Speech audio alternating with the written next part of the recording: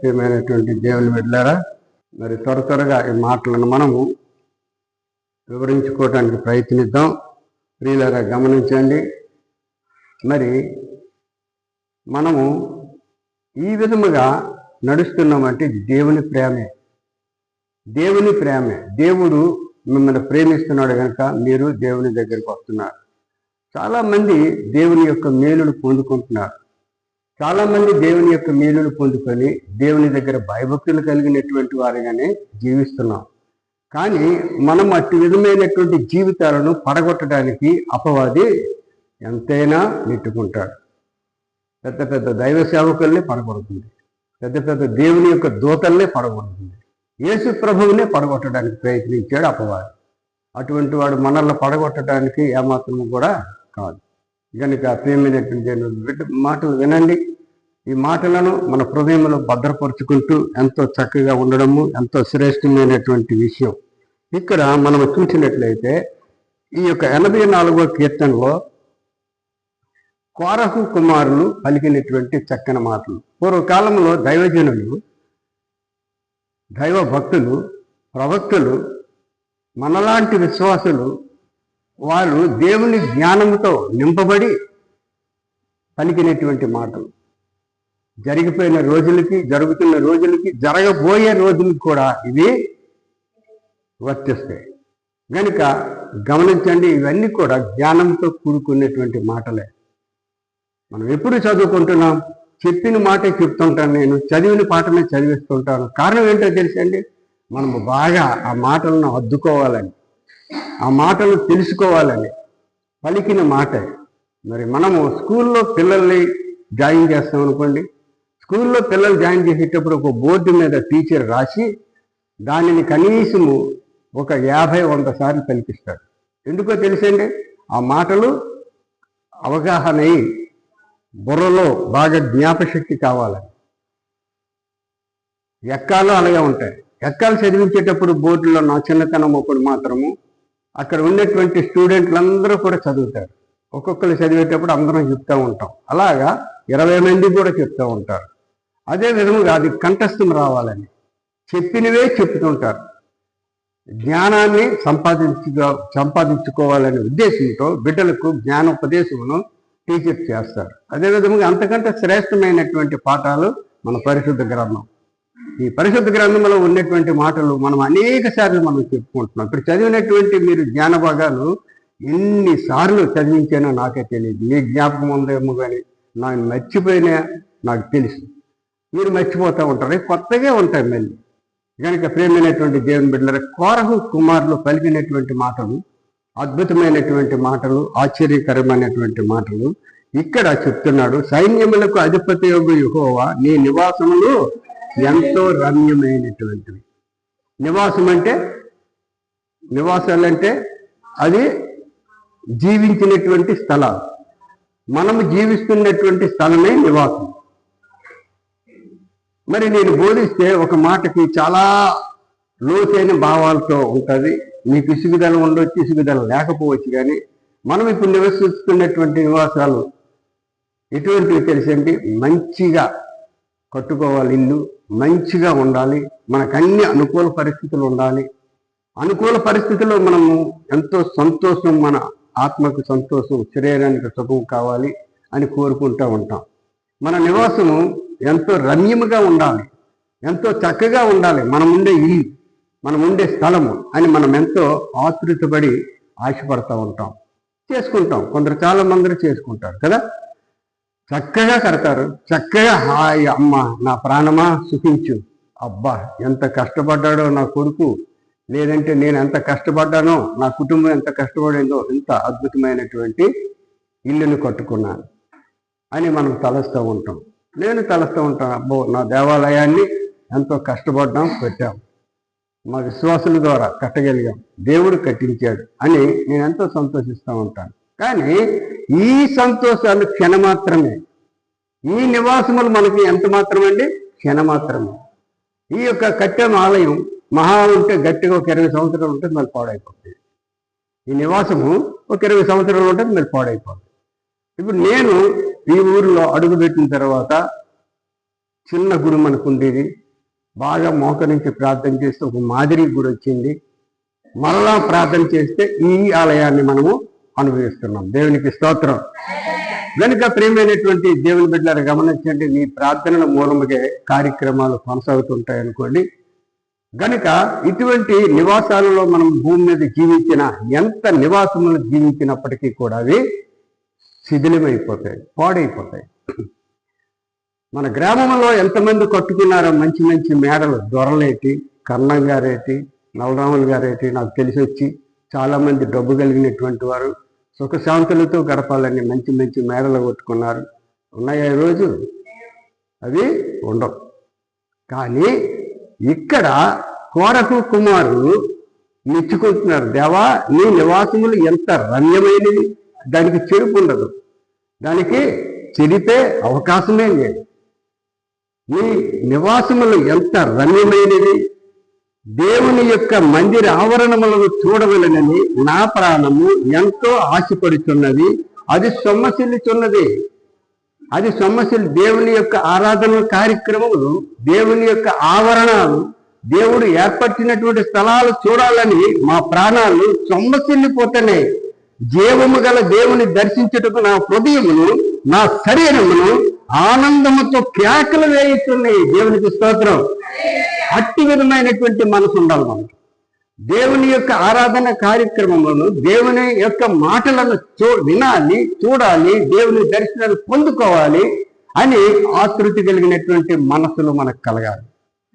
ఇక్కడ కోరహు కుమారులకి ఆ రోజుల్లో కలిగే, వాళ్ళు అనుభవించారు, ఆశీర్వాదాలు అనుభవించారు. జీవించినంత కాలము కూడా చక్కనైనటువంటి మార్గాలలో వారు ప్రవేశించారు. చివరికి వారు మరణాలు పొందుకున్నారు.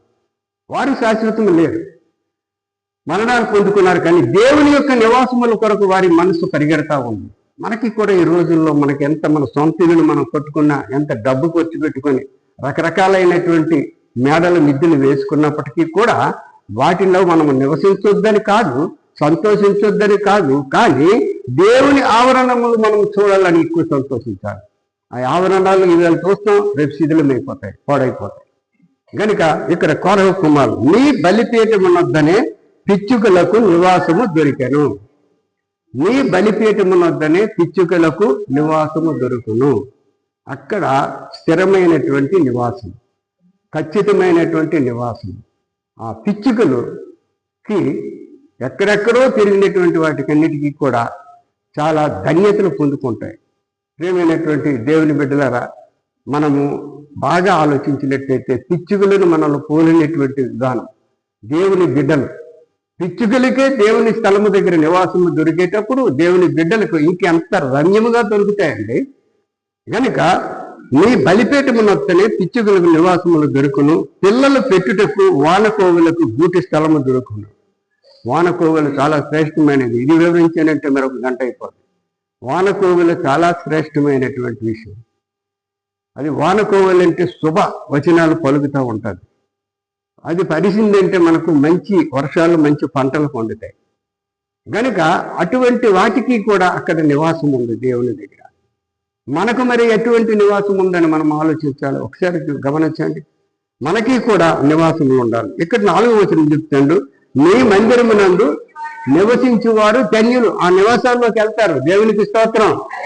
దేవుని మనకు ఏర్పాటు చేయనటువంటి మందిరాలను మనము అనుభవించామంటే ఆ నివాసాలు మనకు దేవుడు ఏర్పరుస్తూ ఉంటాడు. ఈ విధముగా ఎన్నో ఉపమానాలు చెప్పుకుంటున్నాం. మనం చెప్పిన ఉపమానములే చెప్పుకుంటున్నాం. చాలా మంది అనుకోవచ్చు, బాబురావు ఎప్పుడు చెప్పిన పాఠమే చెప్తూ ఉంటాడే, కానీ అది మారుతూ ఉంటుంది. దానిలో ఉన్నతమైనటువంటి మరి అర్థాలతో కూడుకున్నటువంటిది. అవి మనం వినాలి, మనము అనుభవించాలి.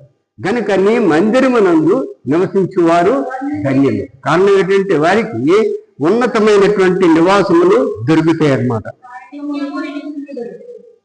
వారు నిత్యము నిన్ను స్తుతించెదరు. నీ వలన బలము నుండి మనుషులు ధన్యులు. యాత్ర చేయు మార్గములు వారికి అతి ప్రేమలు. వారు బాకాలోయలో బడి వెళ్ళుచు దానిని జలమయముగా చేయుదురు. తొలకరి వాన దానిని దీవెనలతో కప్పును. వారు నానాటికి, మరి ఇంకా ఏమాత్రం కూడా తేడా లేదండి, నానాటికి ఎప్పుడు చూసిన బలాభివృద్ధి నొందుచు ప్రయాణము చేయదు. వారిలో ప్రతి వాడును దియోనులో దేవుని సన్నిధిని కనబడును. అటువంటి వారందరూ కూడా దేవుని సన్నిధానంలో కనబడుతుంటారు. దేవునికి స్తోత్రం. నేను ధన్యులు. అమ్మో, ఈరోజు ప్రార్థన ఉంది, నేను వెళ్ళాలి అని భయంతో మీరు వచ్చారు. మీ ఉద్దేశాలు మాకు తెలుసు, దేవునికి ఇంకా తెలుస్తాయి. అలాగే వచ్చినటువంటి వారు ధన్యులు. ఇదిగో నా ప్రార్థన ఉంది, నేను వెళ్ళిపోవాలి, కాకపోతే నా పని తర్వాత చేసుకుంటుంది. ప్రార్థన పూట మనము ఒక 2 నిమిషాలు ఎక్కువ పని తొందరగా చేసుకోవాలి. ప్రార్థన 6 గంటలకు ఉందంటే మన పని 5-5:30 క్లోజ్ చేసుకోవాలి. ప్రార్థన 9 గంటలకు ఉందంటే మనం 8 గంటలకు మన పనులను పూర్తి చేసుకోవాలి. ఒకవేళ పూర్తి అవ్వకపోయినా పర్వాలేదు, దేవుడు తప్పకుండా ఆ పనిని సాగిస్తాడు. నీ పనుల భారము ఎవరి మీద పెట్టాలి? దేవుని మీద పెట్టాలి. అప్పుడు అవన్నీ కూడా సఫలం అవుతాయి, అన్నీ కూడా సఫలం అవుతాయి. చాలామంది మరి అటువంటి విధం చేసి వారికి పనుల భారాన్ని తప్పకుండా దేవుడు తీసేస్తూ ఉంటాడు. ఎప్పుడైతే దేవుడి మీద నీకు ఆతృత కలిగినటువంటి మనసు ఉంటుందో దేవుడు అప్పుడు నిన్నేం చేస్తాడంటే తప్పనిసరిగా దేవుని యొక్క ఆశీర్వాదములతో నింపబడతావు. కనుక ప్రియమైనటువంటి దేవుని బిడ్డలారా, ఇక్కడ 10వ వచనం చూసినట్లయితే, నీ ఆవరణములలో ఒక దినము గడుపుట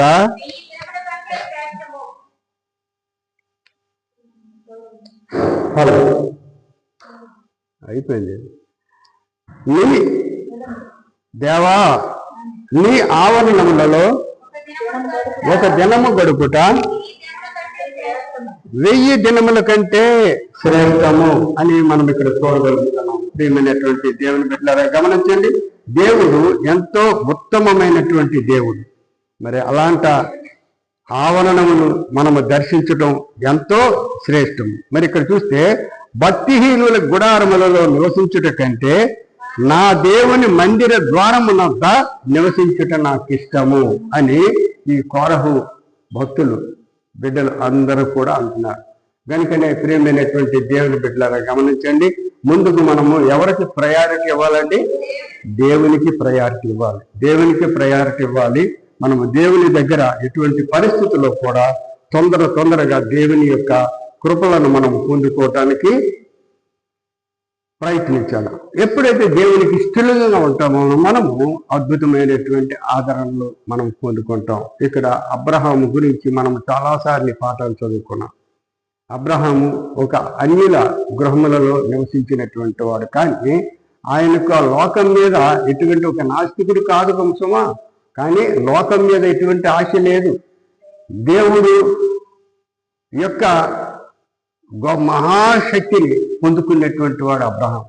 కారణం ఏంటంటే అందరూ నమ్ముతున్నటువంటి వాటిని నమ్మినటువంటి వాడు కాదు అబ్రహాం. అందరూ నడుస్తున్నటువంటి నడతలలో పాలు పంచుకున్నటువంటి వాడు కాదు అబ్రహాం. అందరూ చేస్తున్నటువంటి పనులను చేసినటువంటి వాడు మాత్రము కాదు అబ్రహాం.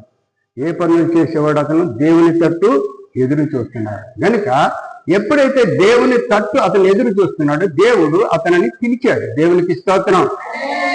దేవుని తట్టు ఎవరు ఎదురు చూస్తారో వారిని దేవుడు ఏం చేస్తాడండి? పిలుచుకుంటాడు.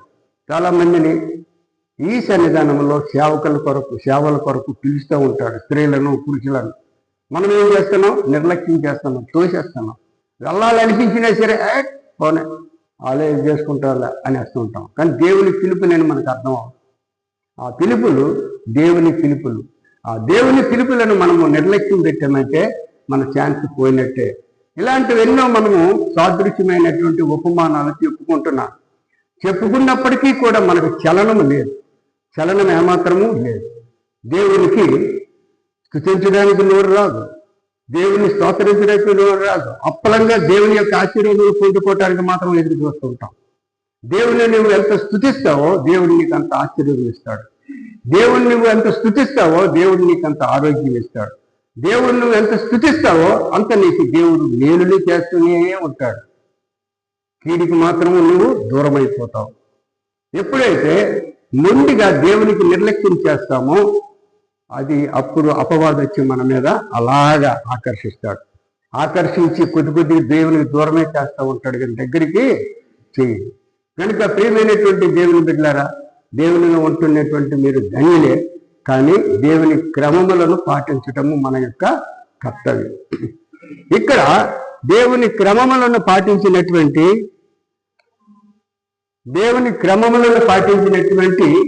మరి అబ్రహాము అద్భుతమైనటువంటి విషయాలను మరి పొందుకున్నాడు. దేవుని దగ్గర ఇంకేం పొందుకున్నాడండి చెప్పలేరా? ప్రేమ. దేవుని దగ్గర ఏం పొందుకున్నాడు? ఈరోజు నువ్వు ఆలకిస్తున్నటువంటి మాటలను బట్టి ఆయన నిన్ను ప్రేమిస్తూనే ఉంటాడు. దేవునికి స్తోత్రం.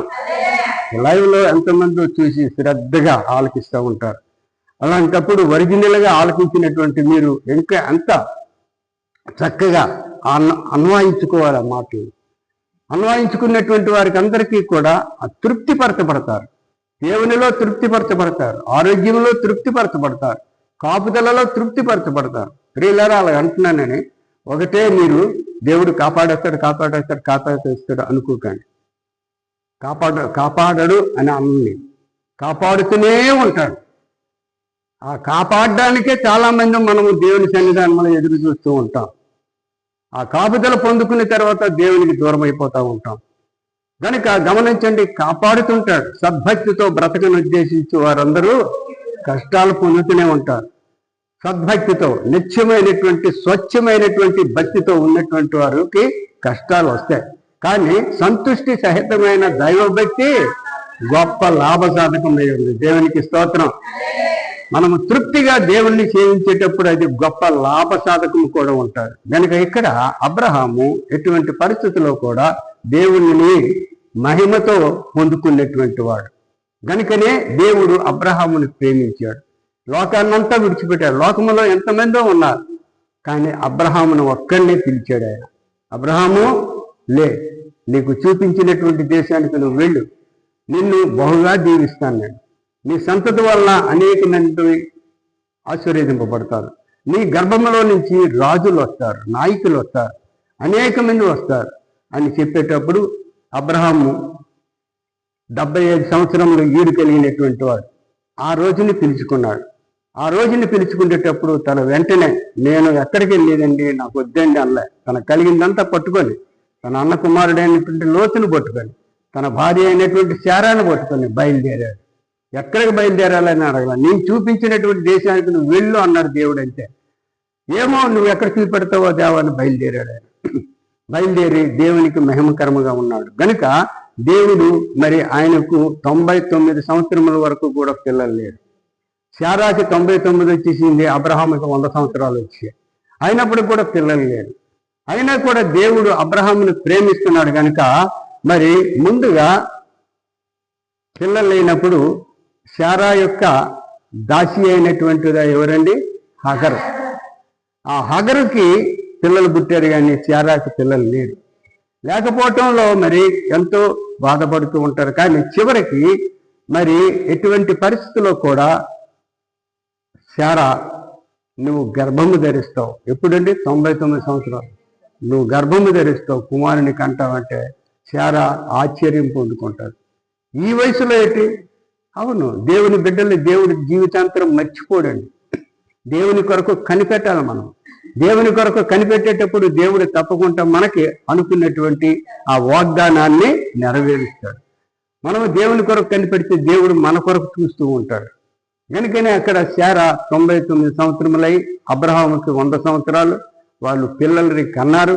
ఆ పిల్లల్ని ద్వారా మరి ఇంకా ఆశీర్వాదములు పొందుకున్నాడు. ఆ పిల్లడి పేరు ఏం పేరు? ఇస్సాకు. ఇస్సాకు ఎవరిని కన్నాడు? యాకోబుని కన్నాడు. యాకోబుకు 12 మంది పిల్లలు. 12 మంది పిల్లల ద్వారా రాజులు, నాయకులు, అనేక మంది వారు ఏర్పరచబడ్డారు, భూలోకాన్ని నింపబడ్డారు. చివరికి ఆ అబ్రహాము సంతతే మనం. దేవునికి స్తోత్రం. కనుక ప్రియమైనటువంటి దేవుని బిడ్డలారా, అబ్రహాము సంతతిగా మనం జీవించాలంటే ఎంతో శ్రేష్టమైనటువంటి విషయం. దేవుని పిలుపులు వినినటువంటి శారా అబ్రహాము ఎన్ని సంవత్సరాలు బ్రతికారో తెలుసండి? అబ్రహాము 175 సంవత్సరములు ఆయన జీవించాడు. ఎన్ని సంవత్సరాలు? 175 సంవత్సరాలు జీవించాడు. ఇక్కడ మనము అబ్రహాము యొక్క జీవితాన్ని మనము ఎప్పుడు చెప్పుకుంటూ ఉంటాం. శారా అయితే 127 సంవత్సరాలు జీవించింది. దేవునికి స్తోత్రం. చూసారా ఎంత ఆశీర్వాదం పొందుకుందో. నీకు దీర్ఘాయువు ఇస్తానంటాడు దేవుడు. ఆయన దగ్గర భయభక్తులు కలిగినటువంటి వారికి ఆయన ఏం చేస్తాడు? దీర్ఘాయువు ఇస్తాడు. ఇక్కడ దీర్ఘాయువు ఇచ్చాడు. 177 సంవత్సరాలు అబ్రహాం బ్రతికాడు. శారా బ్రతికిన సంవత్సరాలన్నీ 127. జ్ఞాపకం ఉంచుకోండి. శారా బ్రతికిన సంవత్సరాలు 127. అబ్రహాము బ్రతికిన సంవత్సరాలన్నీ 175. ప్రేమైనటువంటి దేవుని బిడ్డలారా, ఎంత అద్భుతమైనటువంటి విషయాలను మనము ఎప్పుడు కూడా మరి మనసులో పెట్టుకోవాలి. గమనించండి. మరొకసారి మీకు జ్ఞాపకం ఉండడానికి నేను చెప్తున్నాను. మరి ఇక్కడ ఉన్నటువంటి ఆది కాండములో 25:7 మనం చూసినట్లయితే, ఆది కాండము 25:7 తొందరగా చదివితే మీ కంటత రావాలని మూడోసారి నేను చదివిస్తున్నాను. అబ్రహాము బ్రతికిన దినములు ఎన్ని సంవత్సరాలండి? ఎవరైనా అడిగితే అబ్రహాం ఎన్ని సంవత్సరాలు బ్రతికాడు అంటే టక్కుని చెప్పాలి. క్రీస్తు బిడ్డలు కరెక్ట్. ఎన్ని సంవత్సరాలు? 175. అదే విధముగా అదే ఆది కాండము 23:1 చూద్దాం. అదే ఆది కాండము శారా జీవించిన కాలము అనగా శారా బ్రతికిన సంవత్సరములు 127. ఇప్పుడు అడుగుతాను నేను, అబ్రహాం ఎన్ని సంవత్సరాలు బ్రతికాడు? శారా మీ కంఠస్థం రావాలని నేను చెప్తున్నా. కనుక ప్రియమైనటువంటి దేవుని బిడ్డలకు ఎటువంటి పరిస్థితుల్లో కూడా ఆయన తప్పనిసరిగా సహాయం చేస్తాడు. కనుక ఇక్కడ మరి చెప్పినటువంటి మాటల్లో మనం చూసినట్లయితే ఆ దేవుడు అతనికి చెప్పిన ప్రకారముగా ఆయన జీవించాడు. కీర్తనకారుడు అంటున్నాడు ఇక్కడ కీర్తనలు 142:5 చూస్తే, యెహోవా నీకే నేను మొర్రపెట్టుచున్నాను, నా ఆశ్రయ దుర్గము నీవే, సజీవులున్న భూమి మీద నా స్వాస్థ్యము నీవే అని నేను అనుకుంటుని అని ఇక్కడ కీర్తనకారుడు చెప్తున్నాడు. ద్వితీయోపదేశకాండంలో మనం చూసినట్లయితే ఇక్కడ యెహోవా వంతు ఆయన జనమే, భూమి మీద ఉన్నటువంటి జనమే అని మనం ఇక్కడ చూడగలుగుతున్నాం. ప్రేమైనటువంటి దేవుని బిడ్డలారా, ఎంతో అద్భుతమైనటువంటి మరి ప్రేమను దేవుడు చూపిస్తున్నాడు. కీర్తనలు 94:14 చూస్తే, యెహోవా అంటే దేవుడు తన ప్రజలను ఎడబాయేవాడు కాడు, తన స్వాస్థ్యమును విడనాడువాడు కాదు. ఎవరైతే తనను ప్రేమిస్తారో దేవుణ్ణి, వారిని ఎప్పుడు కూడా దేవుడు విడిచిపెట్టినటువంటి వాడు మాత్రము కానిట. చాలా మంది మీకు తెలుసు, దేవుడు మిమ్మల్ని ప్రేమిస్తున్నాడు, మిమ్మల్ని విడిచిపెట్టడు, కాకపోతే మనం విడిచిపెట్టేస్తాం. కానీ దేవుడు మాత్రం మనల్ని విడిచిపెట్టే దేవుడు మాత్రము కానే కాదు. ప్రియమైనటువంటి దేవుని బిడ్డలారా, ఇక్కడ మరి చెప్తున్నాడు దావీదు 94వ కీర్తన 6వ వచనంలో చూస్తే, యెహోవా వారు నీ ప్రజలను నలుగుగొట్టుచున్నారు, నీ స్వాస్థ్యమును బాధించుతున్నారు అని ఇక్కడ మరి దేవునికి విజ్ఞాపన చేస్తున్నాడు దావీదు. దేవుని ప్రజలకు ఎంతమంది బాధిస్తున్నారో తెలుసా? ఇప్పుడు దైవ సేవకులను దేవుని దూతలని దూషిస్తున్నారు చాలా మంది దేవుని దూతలను, దేవుడు ఏర్పరిచినటువంటి సేవకులు. మీరు అప్పలంగా చందాలు అనుకుంటున్నారు, ఆస్తులు సంపాదిస్తున్నారు, అదని ఇదని విర్రవీగి ఆ రోజు యేసు ప్రభు మీద తిరగబడ్డమే కాదు, యూదులు, శాస్త్రులు, పరిచయులు తిరగబడ్డారు. కానీ ఈ రోజుల్లో మరి దైవ సేవకుల మీద ఎంతమందో తిరగబడుతున్నారు. వారు ఏం చేస్తున్నారండి? కానుకలున్నా తీసుకున్నా ఏం చేసినా సరే ప్రజల ద్వారా వచ్చినటువంటి ఆ సంపాదనతో సేవను విస్తరింపజేస్తున్నారు. దేవునికి స్తోత్రం. తెలియనటువంటి వారిని అందరినీ కూడా రక్షిస్తున్నారు. చాలా మందిని జీవ మార్గానికి నడిపిస్తున్నారు. చాలా చక్కనైనటువంటి అద్భుతాలతో నడుస్తున్నటువంటి వాటిని ముడుకుల మీద కొడుతున్నారు కొంత ప్రజలు. ఆ రోజుని కూడా యేసు ప్రభు కాలంలో పరిచయులు, శాస్త్రులు, పరిశుద్ధ గ్రంథాన్ని బోధించగలిగినటువంటి వారందరూ కూడా లోకాన్ని, ఆయన పరలోకాన్ని విడిచిపెట్టి భూలోకానికి వచ్చినటువంటి సృష్టికర్తనే బాధించారు. ఈరోజు దేవుని యొక్క సేవకులని అనేక మంది బాధిస్తున్నారు. ప్రేమైనటువంటి దేవుని బిడ్డలారా గమనించండి. గనుక ఇక్కడ మనము చెప్పుకున్నటువంటి మాటలలో అద్భుతమైనటువంటి మాటలను మనము చూస్తున్నాం. ఇక్కడ అబ్రహాముని దేవుడు పిలుచుకున్నాడు కనుక అబ్రహాము దేవుని పిలుపుని విన్నాడు. ఈ రోజుల్లో మరి అనేక మందిని దేవుడు తన యొక్క మందిరమునకు పిలుస్తున్నాడు. తన మందిరాల్లో నిత్య జీవం ఉంది, తన మందిరాల్లో నిత్య ఆరోగ్యం ఉంది, తను ఏర్పాటు చేసినటువంటి మందిరాల్లో శాంతి, సంతోషం, సమాధానం ఉంది. అటువంటి మందిరాలకు రావడానికి మనం ఇష్టపడుతున్నామా?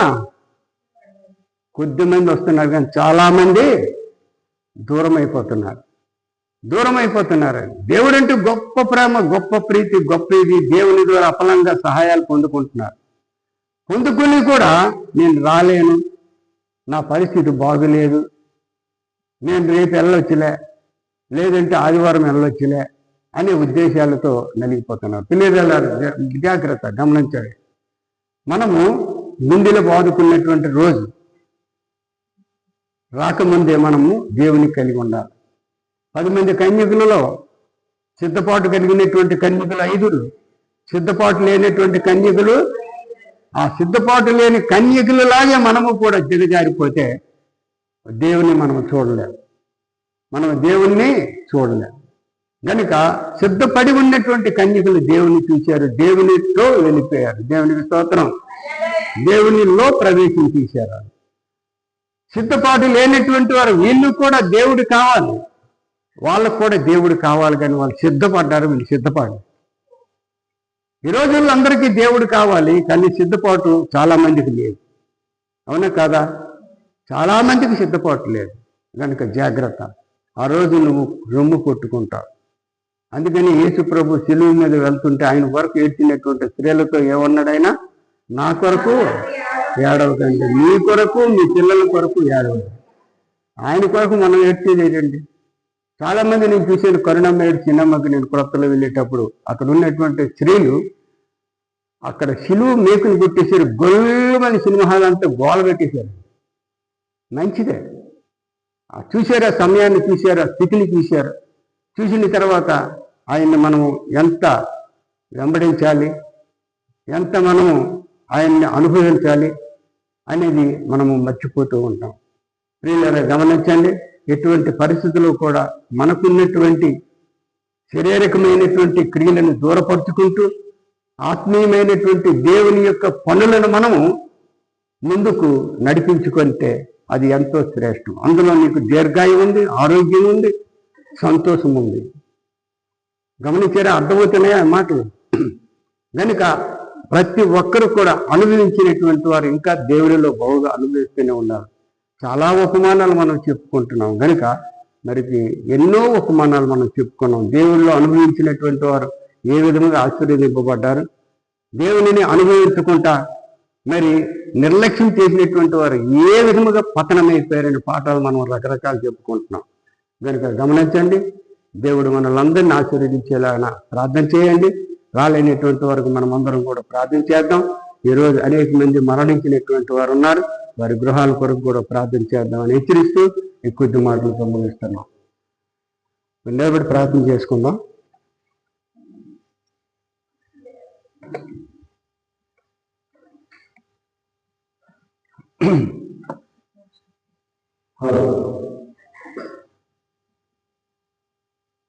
ప్రార్థన. కృపామయుడైనటువంటి, ప్రేమ కలిగినటువంటి కరుణామయుడ, పరలోకపు దేవుడా, వందనాలు స్తోత్రాలు చెల్లించుకుంటున్నా. ఇంతవరకు తండ్రి నీ మాటలను మాకు వినిపించినటువంటి విధానమునికే వందనాలు ప్రభా. శ్రేష్టమైనటువంటి మాటలను మా హృదయంలో భద్రపరుచుకుంటూ కొట్టుకొని పోకుండా వచ్చినటువంటి బిడ్డలందరూ కూడా రాలేనటువంటి బిడ్డలకు ప్రకటించుటకు సహాయం చేయండి. ఇదిగో ప్రభా, ఈరోజు ఎన్నో గృహాలలో తండ్రి మరణించినటువంటి వారి యొక్క తండ్రి కుటుంబాలు ఉన్నాయి. ఆ కుటుంబాలకు ఓదార్పును దయచేయమని ప్రార్థిస్తున్నాం. నాయనా, చాలామంది చిన్నవారు మొదలుకొని పెద్దవారు, వృద్ధుల వరకు, ముసలివారి వరకు కూడా లోకాన్ని ఆశిస్తూనే ఉంటున్నాం. కనుక అటువంటి ఆశలన్నింటినీ కూడా మేము దూరపరుచుకుంటూ శరీర క్రియలను నశింప చేసుకుంటూ ఆత్మానుసారమైనటువంటి మా జీవితాలను వెలిగించమని ప్రార్థిస్తున్నాం. హాస్పిటల్లో బాధపడుతున్నటువంటి వారు ఉన్నారు. నాయన చెట్ల కింద బాధపడుతున్నటువంటి వారు ఉన్నారు, ఇండ్లలో బాధపడుతున్నటువంటి వారు ఉన్నారు. అందరినీ కూడా నాయన నీ గుప్పెట్లో భద్రపరుచుకోమని ప్రార్థిస్తున్నాం. మా ప్రార్థనలకు తండ్రి నీవు కనికరిస్తున్నావు, అయినప్పటికీ కూడా నిన్ను మేము వెంబడించలేకపోతున్నాం. కనుక ప్రభా బిడ్డలందరినీ ఆశీర్వదించండి. నీవు తండ్రి బలహీనములతో ఉన్నటువంటి బిడ్డలను తాకమని ప్రార్థిస్తున్నాం. బలహీనములతో ఉన్నటువంటి బిడ్డలందరినీ కూడా నీ వెలుగులో ప్రకాశింపచేయండి. ఆయన చాలా మంది కాళ్ళు నొప్పులు, నడుము నొప్పులు, ఒళ్ళు నొప్పులు, ఆయాసములు, బీపీలు, షుగర్లు, నానా విధమైనటువంటి బలహీనతలతో ఉన్నటువంటి వారిని అందరినీ కూడా నిన్ను కలిగినటువంటి విధానమును బట్టి వారికి మంచి స్వస్థతలు దయచేయమని ప్రార్థిస్తున్నాం. నాయన ఎంతమందో ప్రభా బాధపడుతున్నారు, మా ప్రార్థన వింటున్నావు ప్రభా, బాగు చేస్తున్నావు. వారు కూడా నిన్ను కలిగి జీవిస్తే ఇంకా ఆరోగ్యంతో నింపబడతారు. నాయన మరి నీ సన్నిధానంలో ఎన్నో అద్భుతాలు ఉన్నాయని ప్రతి ఒక్కరు తెలుసుకున్నట్టుగా సహాయం చేయండి. చిన్న బిడ్డలను దీవించండి, వారిపైన కనికరములు కుమ్మరించండి. ప్రసవం అవుతున్నటువంటి వారు ఎంతమందో ఉన్నారు తండ్రి గర్భాలతో, వారందరినీ కూడా ఆశీర్వదించమని ప్రార్థిస్తున్నాం. నాయన మరి ప్రసవం కొరకు ఎదురు చూస్తున్నటువంటి బిడ్డలు ఉన్నారు, వారికి సుఖమైనటువంటి ప్రసవములతో నింపుదల దయచేయమని ప్రార్థిస్తున్నాం. ఆ బిడ్డలకు ఆరోగ్యమందును, జ్ఞానమయమును, నీ దయందును ఎదుగుదల దయచేయమని ప్రార్థిస్తున్నాం. చాలా మంది చిన్న బిడ్డలు బలహీనతలతో ఉన్నారు ప్రభా, వారిని దర్శించమని ప్రార్థిస్తున్నాం. వారిపైన కనికరములు కుమ్మరించమని ప్రార్థిస్తున్నాం. నాయనా మరి ఈరోజు ప్రభా బాల్యము నుంచి యవన కాలంలోకి వచ్చినటువంటి బిడ్డలందరినీ కూడా ఆశీర్వదించండి. వారు చదువుతున్నటువంటి చదువులతో సహాయం చేయమని ప్రార్థిస్తున్నాం. ఎటువంటి అపవాది కలతలతో బాధపడకుండా నీ పరిశుద్ధమైనటువంటి మార్గాలలో బిడ్డలు నడిపించండి. జ్ఞానమయందును, నీ దయందును వారి నడతలను సరిదిద్దుకున్నట్టుకు సహాయం చేయండి. చాలా మంది ప్రభా శరీర కార్యములు నెరవేర్చుకుంటున్నారు, వారందరినీ కూడా ప్రభా ఒకసారి జ్ఞాపకం చేసుకోమని ప్రార్థిస్తున్నాం. వారికి తండ్రి శిక్షలమని మేము ప్రార్థన చేయలేదు, కానీ మారు మనస్సును పశ్చాత్తాపం దయచేయమని ప్రార్థిస్తున్నాం. నీకు సమస్తము తెలుసు ప్రభా. చాలా మంది ప్రభా నాయనా మరి వివాహముల కొరకు ఎదురు చూస్తున్నారు, ఉద్యోగాల కొరకు ఎదురు చూస్తున్నారు. నాయనా చాలా మంది బిడ్డలు ఉద్యోగాలలో నడిపిస్తున్నాం, వారందరినీ కూడా ఆశీర్వదించమని ప్రార్థిస్తున్నాం. చాలా మంది విధవరాలు ఉన్నారు ప్రభా, భర్త లేనటువంటి స్త్రీలు ఉన్నారు, భార్యలు లేనటువంటి పురుషులు ఉన్నారు, వారిని కూడా తాకమని ప్రార్థిస్తున్నాం. అనేక మంది ప్రభా గర్భముల కొరకు ఎదురు చూస్తున్నారు. అబ్రహాముకి శారాకి ఇచ్చినటువంటి వాడు నాయనా మరి వృద్ధాప్యములో నీ బిడ్డలకు గర్భఫలములు ఇచ్చినటువంటి మా దేవుడు కనుక అటు రీతిగా ఇస్తావని ప్రతి ఒక్కరు నీ తట్టు ఎదురు చూచుటకు సహాయం చేయండి. విశ్వాసం నుండి కోల్పోక అన్నా వలె కన్నీటితో వారి యొక్క బహుమానములు పొందుకున్నట్టుకు సహాయం చేయండి. ఈ విధంగా మా సంఘాన్ని విస్తరింప చేయండి ప్రభు. నాయనా మరి మా గ్రామంలో ఉన్నటువంటి యవనులను పట్టుకోండి. వారి తండ్రి శరీర క్రియలను అపవాద తంత్రములతో నశించిపోతున్నటువంటి వారిని చూస్తున్నాం కనుక వారికి తండ్రి జ్ఞానము కలిగి నిన్ను కలిగి జీవించుటకు నాయనా మరి నిన్ను కలిగితే వారు జీవించిన సంవత్సరములు అధికములవుతాయని పరిశుద్ధ గ్రంథం చెప్తుంది. కనుక అతి రీతి అయినటువంటి మంచి భయభక్తులు కలిగినటువంటి మనస్సులను ఎవరి స్త్రీలకు ఎవరి పురుషులకు దయచేయమని ప్రార్థిస్తున్నాం. ఇదిగోనైనా ఇక్కడ తలలో ఉంచినటువంటి బిడ్డలందరినీ దీవించాలి, మా గ్రామం అంతటిని దీవించాలి. ఇక్కడ ఉన్నటువంటి బిడ్డలలో ఎటువంటి బలహీనతలు ఉన్నా ఏ నామములో తీసివేయమని ప్రార్థిస్తున్నాం. అద్భుతమైనటువంటి ఆరోగ్యంతో నింపండి, గృహాలకు నడిపించండి ప్రభు. నాయన నీ కృప నీ కాపుదల మా సంఘంపై మాపై ఉంచి మా సంఘాన్ని విస్తరింపు చేస్తూ మీరే ఘనత పొందుకోమని యేసు పరిశుద్ధ నామములో మరి వేడుకుంటూ ప్రార్థిస్తున్నాం తండ్రి. పరలోకమందున్న మా తండ్రి,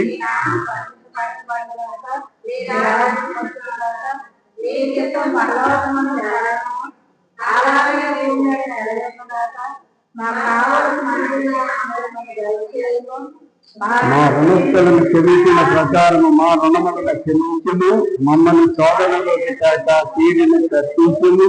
ఎందుకంటే రాజ్యము, బలము, మహిమయు నిరంతరము ఉన్నాము తండ్రి. ఇప్పుడు మన పరమ తండ్రి అయినటువంటి మహా గొప్ప దేవుని యొక్క ప్రేమ, లోక రక్షకుడు అయినటువంటి మన ప్రభు అయిన యేసుక్రీస్తు యొక్క కృప కనికరములు, పరిశుద్ధాత్మ నిత్య సహవాసము, ఆయన సన్నిధి కాపుదల సదాకాలం మనకు అందరికీ తోడుగా నుండి ఇట్టి విధముగా నడిపింపబడుదుము గాక. ఆమేన్.